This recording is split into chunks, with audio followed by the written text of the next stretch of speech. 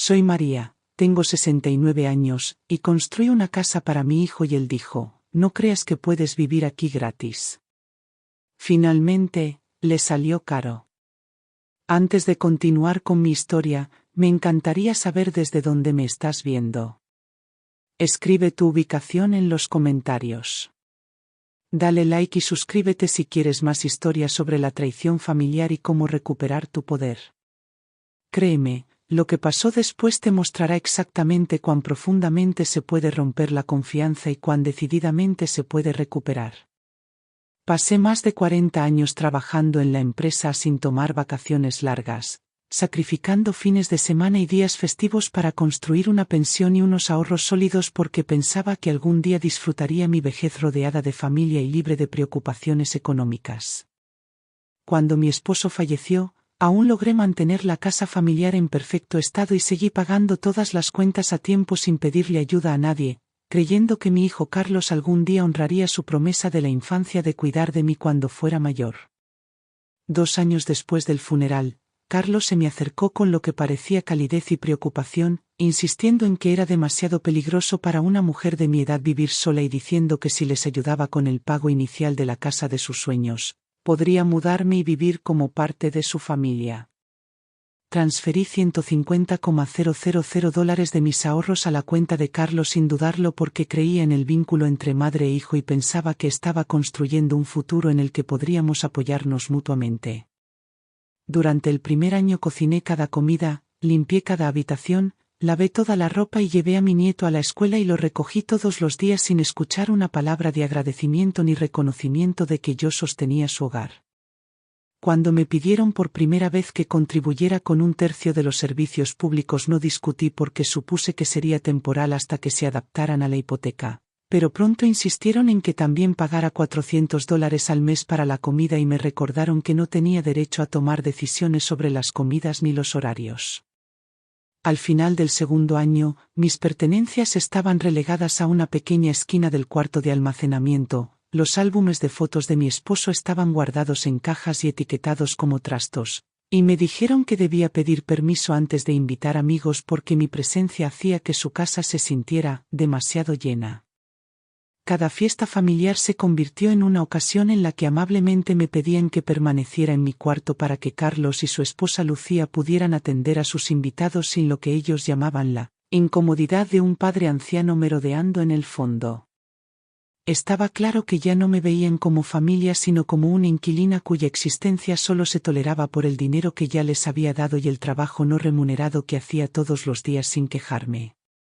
Entonces, el mes pasado, Carlos me sentó en la mesa de la cocina y me informó que a partir del mes siguiente tendría que pagar $800 mensuales de renta porque, en sus palabras, era lo más natural que un adulto viviendo en la casa de otra persona pague su parte. Lucía sintió y añadió que debía considerarme afortunada de que no me cobraran retroactivamente los últimos 3 años ya que, según ella, nadie vive en ningún lado gratis hoy en día. Les recordé con voz tranquila que los $150,000 que aporté no eran un préstamo sino el pago inicial que les permitió tener la casa, y que el acuerdo desde el principio fue que yo viviría ahí como familia el resto de mi vida. Carlos sonrió con desdén y dijo que las circunstancias habían cambiado, que los acuerdos financieros hechos años atrás no podían durar para siempre, y que si no podía pagar la renta debería considerar volver a mi propia casa aunque sabían que la había dejado vacía para emergencias como esta. Lucía cruzó los brazos y dijo que era injusto que yo siguiera cargando a su joven familia con mi presencia, alegando que mi estancia ahí afectaba su matrimonio y ponía nervioso a su hijo porque a veces veía televisión después de las 9 de la noche. Carlos se inclinó hacia adelante y dijo que, a menos que aceptara pagar la renta de inmediato, no tendrían más opción que pedirme que me fuera porque, en sus palabras, hemos sido más que generosos teniéndote aquí tanto tiempo. Me quedé completamente quieta mientras escuchaba a las personas por quienes sacrifiqué décadas de mi vida volverse en mi contra, dándome cuenta de que no me veían como madre sino como una carga financiera y un obstáculo para su comodidad y planes. En ese momento decidí que no pasaría otro año cocinando, limpiando y sacrificándome por personas que solo me valoraban cuando necesitaban mi dinero o mi trabajo, Y me propuse en silencio recuperar cada centavo que me debían junto con los años de paz que me habían robado. Pasé meses tratando de convencerme de que la frialdad en sus voces era temporal, pero cada interacción se convirtió en otro recordatorio de que ya no me veían como madre o abuela, sino como una intrusa cuya utilidad había expirado una vez que mi dinero aseguró su hipoteca y mis manos mantuvieron su casa sin pedir un solo favor a cambio. Recordé cómo Carlos me habló con dulzura cuando vino a mi casa hace 3 años, diciendo que le preocupaba mi soledad y seguridad y sugiriendo que, al aportar para el pago inicial, podría vivir rodeada de familia en vez de envejecer sola en silencio, y creí cada palabra porque pensé que ningún hijo engañaría a su propia madre por dinero. Lucía había sonreído mientras servía té en mi sala y me contaba que soñaba con un hogar cálido y multigeneracional donde su hijo pudiera crecer aprendiendo los valores familiares de su abuela, mientras yo le enseñaba mis recetas y tradiciones. Sentí un destello de esperanza en mi duelo tras perder a mi esposo, pensando que tal vez aún podría encontrar propósito y pertenencia con ellos. Cuando firmé la transferencia de fondos y vi a Carlos agradecerme efusivamente, creí que estaba asegurando no solo su futuro, sino también el mío, porque nunca se me ocurrió que mi único hijo pudiera usar mi generosidad como arma para controlarme y descartarme. El primer año en su casa estuvo lleno de tareas que realicé de buena gana porque quería contribuir, desde preparar las comidas antes del amanecer hasta doblar montones interminables de ropa y llevar a mi nieto de ida y vuelta a la escuela bajo cualquier clima. Pero incluso entonces noté que nunca se expresaba gratitud y que se introducían límites sutiles para recordarme que era una invitada en una casa que había comprado en parte. Cuando Lucía empezó a quejarse del costo de los servicios y sugirió que pagara mi parte, ya me había acostumbrado a morderme la lengua y transferir las cantidades solicitadas sin protestar porque no quería crear tensión ni parecer desagradecida por la oportunidad de vivir con la familia. Pronto Carlos añadió las compras del supermercado a la lista de mis obligaciones, diciendo que era justo ya que comía su comida, aunque yo era quien cocinaba todas las comidas y a menudo compraba ingredientes adicionales con mi propia pensión para asegurarme de que se cumplieran las preferencias de todos. Lucía empezó a pedirme que limitara mi tiempo en los espacios compartidos después de las 8 de la tarde para que ella y Carlos pudieran relajarse como pareja, y obedecí sin discutir. Incluso cuando eso significaba perderme conversaciones y celebraciones familiares porque no quería que pensaran que me estaba entrometiendo. Las fiestas y cumpleaños pasaron gradualmente de ser reuniones inclusivas a eventos en los que me informaban de los planes después de que se hacían y luego me decían amablemente que mi presencia no era necesaria porque los amigos y colegas no entienden la dinámica de una madre anciana viviendo con nosotros. Toleré cada exclusión e insulto en silencio, convenciéndome de que la tolerancia era el precio de la armonía familiar, hasta el día en que Carlos y Lucía me sentaron y me presentaron una nueva exigencia de una gran suma de dinero para pagar la matrícula de la escuela privada de su hijo.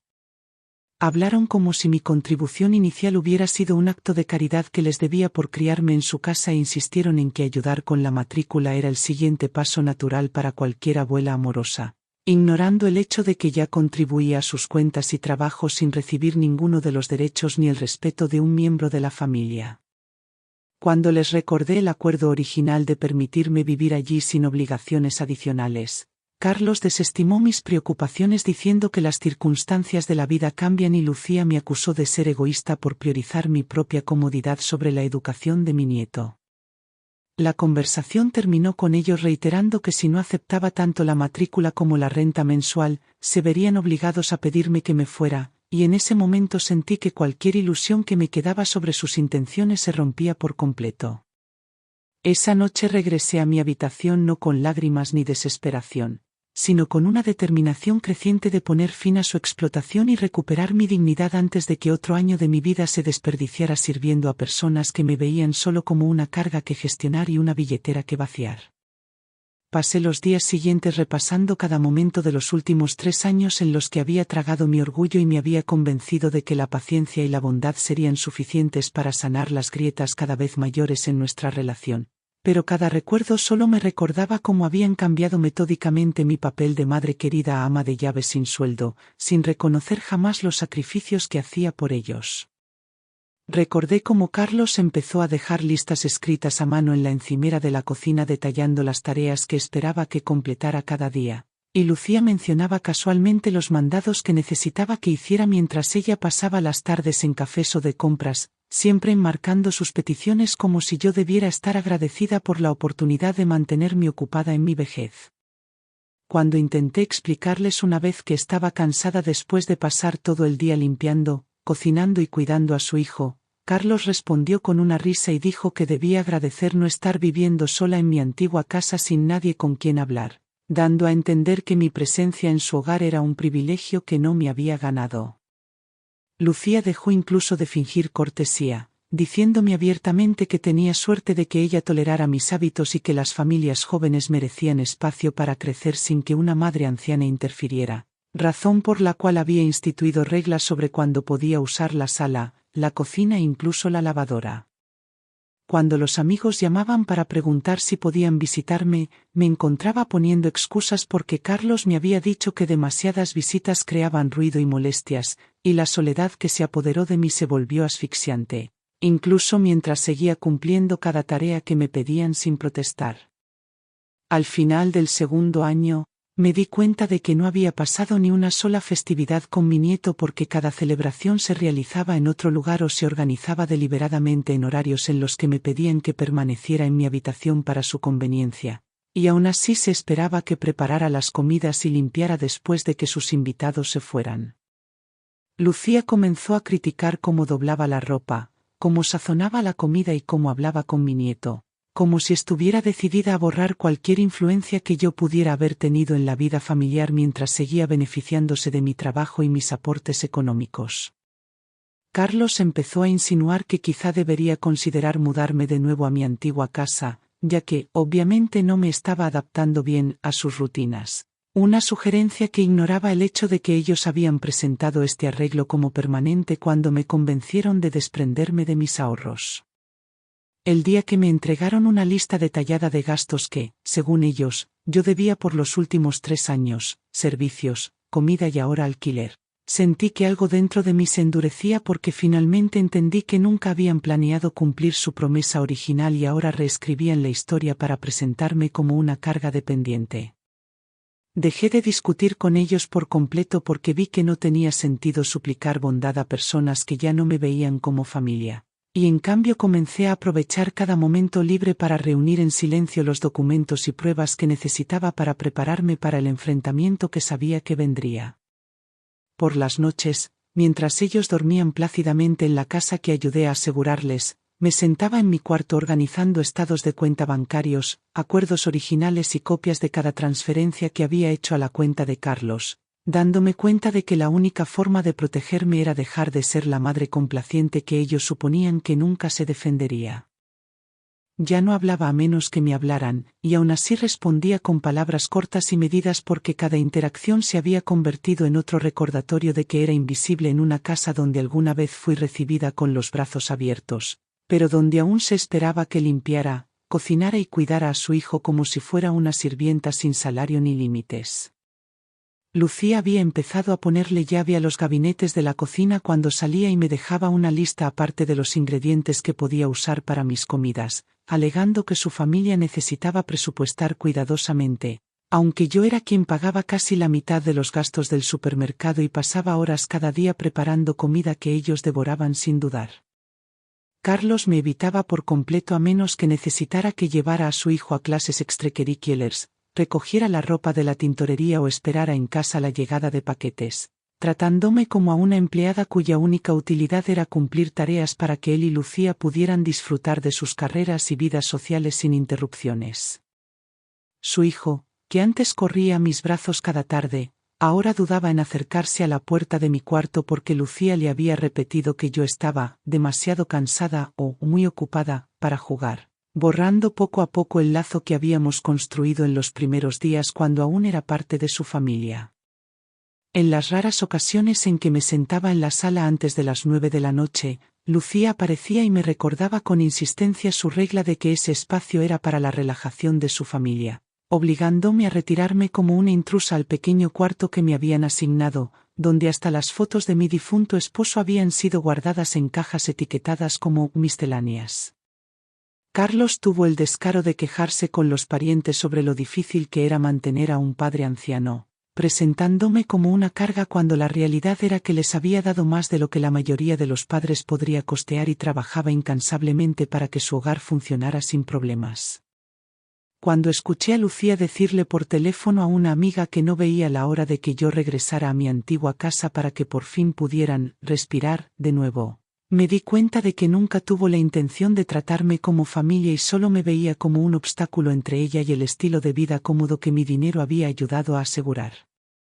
El golpe final llegó cuando Carlos me entregó un aviso formal exigiendo que empezara a pagar alquiler de inmediato o desalojara en 60 días. Un ultimátum que dejaba claro que me veían como una simple inquilina a pesar de que yo había financiado los cimientos mismos de su hogar.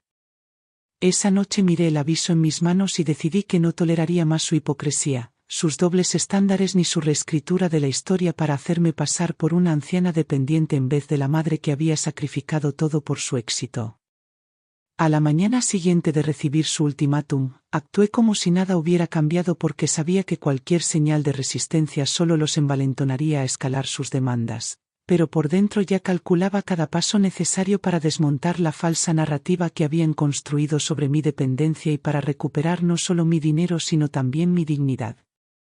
Carlos habló casualmente en el desayuno sobre el próximo pago de la colegiatura de su hijo en la escuela privada, recordándome que la familia apoya a la familia, y sugiriendo que debería sentirme honrada de aportar otros $10,000 al año ya que no tenía gastos reales más allá de los servicios y la comida que él insistía que debía.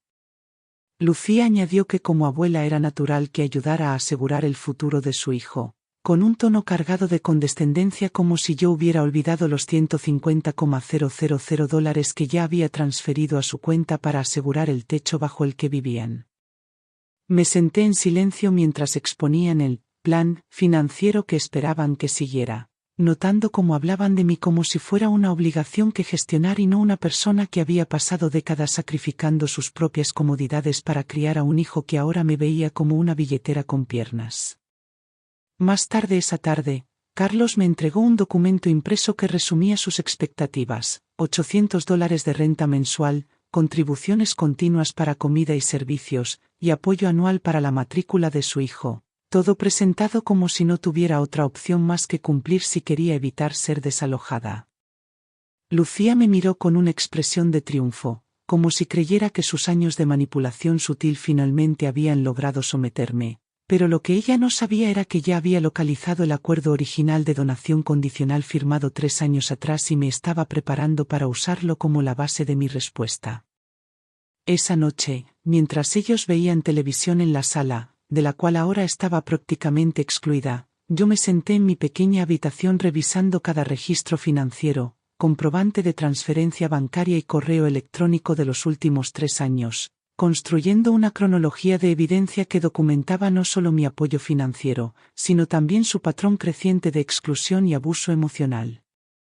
Contacté al abogado, el mismo abogado que había asistido a mi difunto esposo años atrás, y le expliqué la situación en detalle, describiendo cuidadosamente cómo mi contribución inicial estaba condicionada al acuerdo de que viviría en la casa como miembro de la familia por el resto de mi vida. El abogado confirmó mi sospecha de que su exigencia de renta y los intentos de desalojarme constituían un incumplimiento del acuerdo original y me aseguró que tenía pleno fundamento legal para exigir la devolución de los $150,000 junto con una compensación por el trabajo no remunerado que había realizado durante 3 años.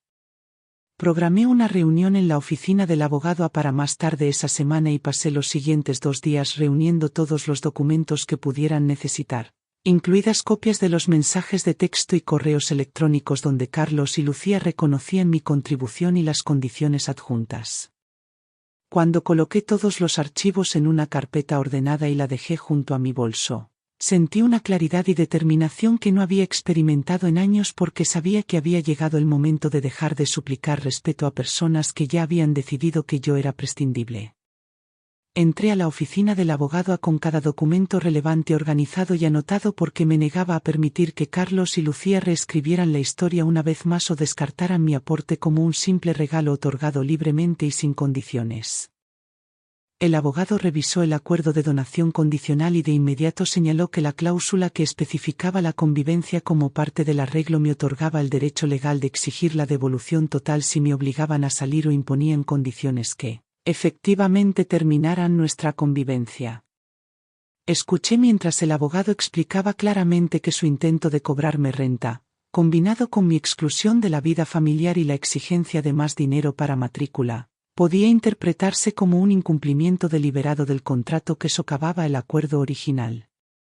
Cuando el abogado me preguntó qué resultado deseaba, respondí sin dudar que quería que me devolvieran todo mi dinero y que pensaba vender mi propia casa, asegurar una nueva residencia y cortar todo lazo con mi hijo y su esposa porque ya no creía posible la reconciliación después de la traición que había sufrido. El abogado me aseguró que se podría enviar una carta de demanda formal en el plazo de una semana y que, si Carlos y Lucía se negaban a devolver el dinero voluntariamente, se procedería legalmente para exigir el reembolso a través de los tribunales, incluyendo la posibilidad de poner un gravamen sobre su casa. Al salir de la oficina, no sentí miedo ni arrepentimiento porque finalmente había reconocido la verdad de que Carlos y Lucía no actuaban por ignorancia o estrés, sino por un interés propio calculado que no tenía lugar para la madre que había sacrificado todo por su estabilidad. Ese mismo día llamé a un agente inmobiliario y solicité una tasación de mi antigua casa, que había estado vacía durante 3 años, y me sorprendió saber que su valor había aumentado significativamente debido a la demanda en la zona. El agente estimó un precio de venta que me permitiría comprar un apartamento más pequeño y manejable al contado y aún así me dejaría con ahorros sustanciales para los años venideros, liberándome de cualquier dependencia futura de Carlos o Lucía. Durante los días siguientes me reuní con el agente, firmé la documentación necesaria y comencé a empacar las pocas pertenencias personales que había llevado a su casa, cuidando de mantener mis planes en secreto para que Carlos y Lucía no tuvieran tiempo de interferir o manipularme para que me quedara. Organicé visitas a varios apartamentos y encontré uno con excelentes características de accesibilidad, un edificio seguro y áreas comunes que me permitirían vivir cómodamente sin depender de nadie, y dejé un depósito para reservar la unidad hasta que se cerrara la venta de mi casa. Mientras finalizaba estos preparativos, mantuve la apariencia de cumplir en la casa de Carlos y Lucía, cocinando sus comidas y haciendo las tareas como de costumbre porque quería que siguieran sin sospechar nada hasta el día en que llegara la carta de mi abogado exigiendo la devolución de cada centavo que me debían. Cuando la venta de mi casa se cerró por un precio incluso superior al estimado inicial del agente, transferí el dinero a una cuenta separada a la que Carlos y Lucía no podían acceder ni siquiera conocer, porque ya había decidido que nunca más tendrían derecho alguno sobre mis finanzas ni sobre mi futuro. El apartamento que había elegido ya estaba completamente asegurado con mi depósito, y el saldo restante se pagaría en su totalidad con la venta de mi casa una vez que el proceso legal recuperara los $150,000 que le había dado a Carlos bajo falsas pretensiones de convivencia familiar de por vida. Confirmé con el abogado que la carta de demanda sería entregada en mano a Carlos y Lucía en un plazo de 72 horas, y organicé que los mudanceros recogieran mis pocas pertenencias ese mismo día porque quería que la separación fuera completa e irreversible. Mientras continuaba realizando las tareas diarias en su hogar sin quejarme, Carlos y Lucía confundieron mi silencio con resignación e incluso comentaron entre ellos, en mi presencia, que parecía que finalmente había aceptado mi lugar, y que probablemente aceptaría pagar renta sin más discusión. Lucía se jactó por teléfono con una amiga de que, una vez que yo comenzara a pagar $800 al mes, podrían refinanciar su hipoteca para liberar dinero para vacaciones y renovaciones en la casa, revelando lo poco que valoraban el trabajo y el dinero que ya había invertido en su comodidad. Carlos hablaba casualmente sobre inscribir a su hijo en un campamento de verano costoso, confiado en que mi pensión cubriría la matrícula porque, en sus palabras, es lo que cualquier abuela responsable querría para el futuro de su nieto. Respondí solo con un asentimiento cortés porque sabía que en pocos días se enfrentarían a la realidad de que su manipulación y codicia tendrían consecuencias para las que no estaban preparados. La noche antes de que se entregara la carta de demanda, terminé de empacar mis pocas pertenencias personales en maletas y cajas, etiquetándolas discretamente para que pudieran ser cargadas y transportadas sin levantar sospechas cuando llegaran los mudanceros. Dormí profundamente por primera vez en años porque ya no me sentía atrapada en un ciclo de servidumbre y abuso emocional, sabiendo que al día siguiente terminaría su control sobre mi vida y comenzaría mi libertad. Exactamente a las 10 de la mañana siguiente, mientras Carlos y Lucía se acomodaban en su rutina habitual, sonó el timbre y el abogado entró con una actitud calmada pero firme, portando los documentos que desmantelarían su ilusión de poder en un solo y devastador momento. Cuando el abogado entró con la carta formal de demanda, el rostro de Carlos pasó de la confusión al pánico al leer las palabras que detallaban su incumplimiento de contrato y la exigencia inmediata de devolver los $150,000 que habían asegurado su hipoteca 3 años antes. Lucía, de pie detrás de él, exigió saber con qué autoridad el abogado entregaba ese mensaje e insistió en que el dinero había sido un regalo, elevando la voz como si el volumen pudiera borrar el acuerdo escrito que ataba explícitamente mi contribución a la convivencia de por vida. El abogado presentó tranquilamente una copia del documento firmado con sus firmas claramente visibles junto a la cláusula que estipulaba que mi ayuda financiera estaba condicionada a mi derecho de residir en la casa sin renta adicional ni condiciones, cláusula que ellos habían violado repetidamente con sus exigencias y exclusiones.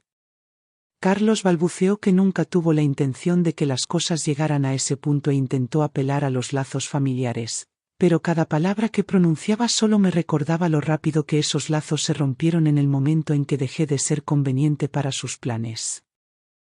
Lucía me acusó de traición y afirmó que estaba destrozando su familia por dinero, ignorando la realidad de que pasé 3 años sacrificando mi tiempo, trabajo y bienestar emocional por personas que solo me veían como una carga que gestionar y una billetera que vaciar.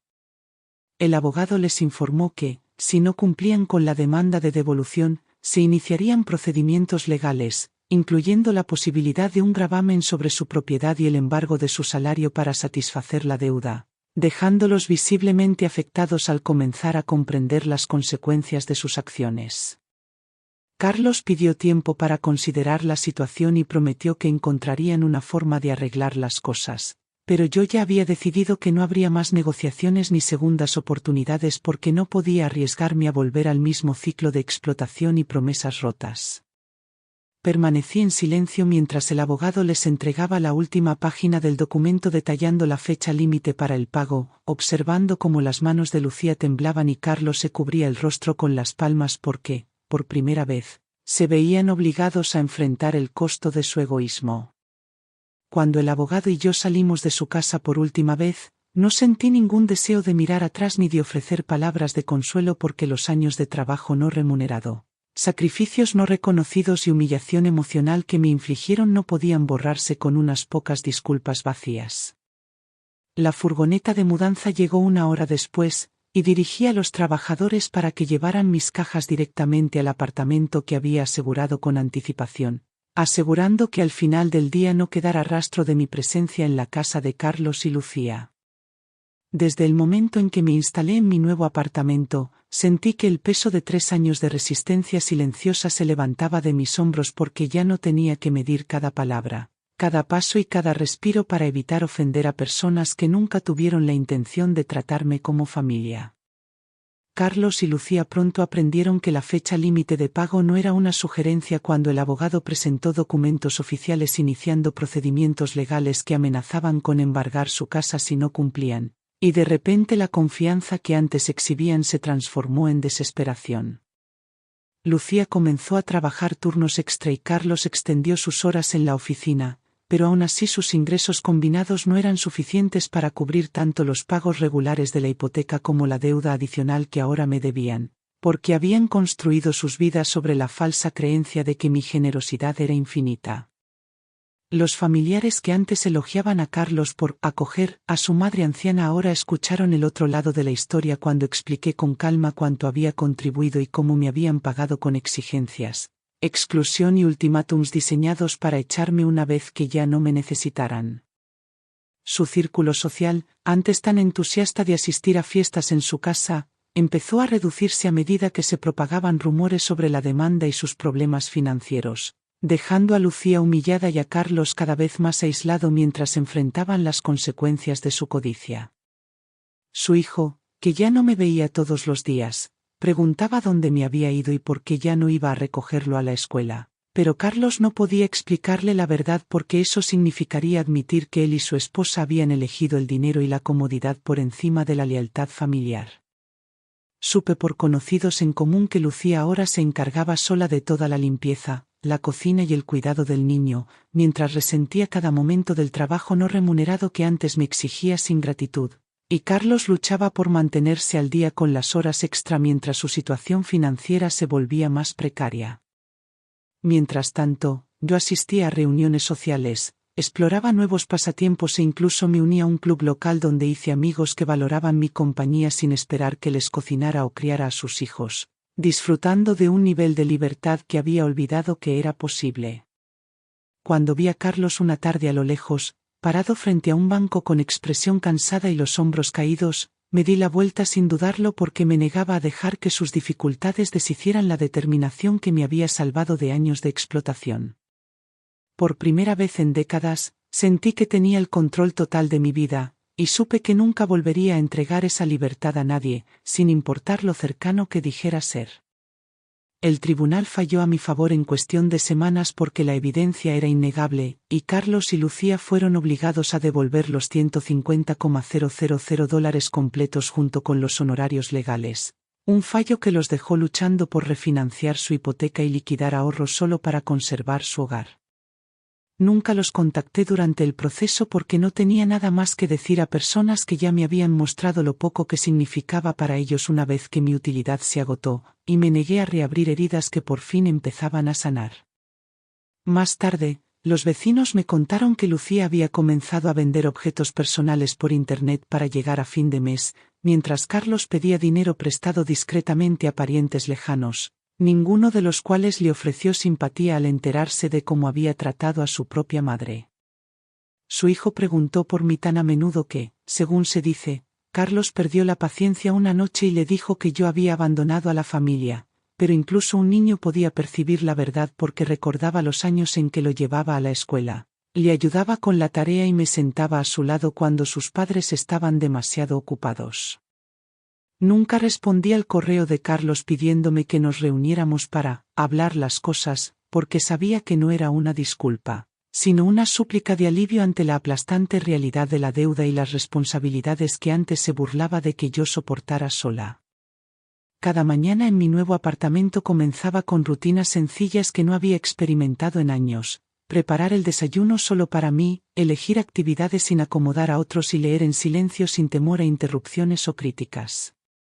Amigos que antes sentían lástima por mi situación ahora me visitan regularmente para tomar té, compartir risas y decirme que parezco más fuerte y viva que nunca. Y estoy de acuerdo porque dejar atrás las exigencias y faltas de respeto constantes me dio una segunda oportunidad en la vida. Cuando pensaba en la caída de Carlos y Lucía, no sentía alegría ni venganza porque su sufrimiento no era una victoria, sino una consecuencia que ellos mismos crearon al elegir la avaricia sobre la gratitud y la manipulación sobre la compasión. Decidí que los años que me quedaran los pasaría abrazando la paz y el respeto propio porque aprendí que ningún sacrificio puede ganarse el amor de quienes están decididos a explotarlo, y nunca más permitiría que nadie me quitara lo que no estuviera dispuesta a dar. El día que cerré el capítulo final de mi relación con Carlos, me susurré a mí misma que la familia no se define por la sangre, sino por cómo nos tratamos, y sonreí sabiendo que mi vida ya no le pertenecía a nadie más que a mí. Ahora, sentada aquí en la tranquilidad de mi propio hogar, ya no siento el peso de expectativas no dichas ni la culpa asfixiante que antes me mantenía atada a personas que veían mi existencia como algo negociable. Cada mañana comienza con elecciones que son solo mías, libres de listas de tareas o voces que me recuerden que debo más solo porque antes di, y transcurro mis días sabiendo que la paz no proviene del sacrificio, sino de los límites protegidos con firmeza. Pienso a menudo en las mujeres que he conocido y que todavía soportan indignidades similares en silencio, creyendo que el amor requiere dar sin límites, y desearía poder decirles a todas que no hay nada egoísta en reclamar lo que legítimamente les pertenece. No somos una carga simplemente porque envejecemos, ni somos prescindibles porque ya no servimos a los planes de otra persona, y el momento en que dejamos de creer esas mentiras es el momento en que nuestras vidas pueden comenzar de nuevo en nuestros propios términos. Los rostros de Carlos y Lucía ya no me atormentan por las noches porque he dejado de necesitar su comprensión o disculpa, sabiendo que algunas lecciones solo se aprenden cuando la comodidad construida sobre el sacrificio de otro finalmente se derrumba. No estoy amargada, y no estoy rota, simplemente soy libre, y la libertad es un regalo que ahora resguardo con el mismo celo con el que antes protegía el bienestar de mi familia. Para cualquiera que me escuche y se sienta invisible en su propio hogar o no valorado por quienes ama, quiero que sepas que nunca es demasiado tarde para alejarte, para decir que no y para comenzar de nuevo sin pedir permiso. Este no es el final de mi historia. Es solo el comienzo.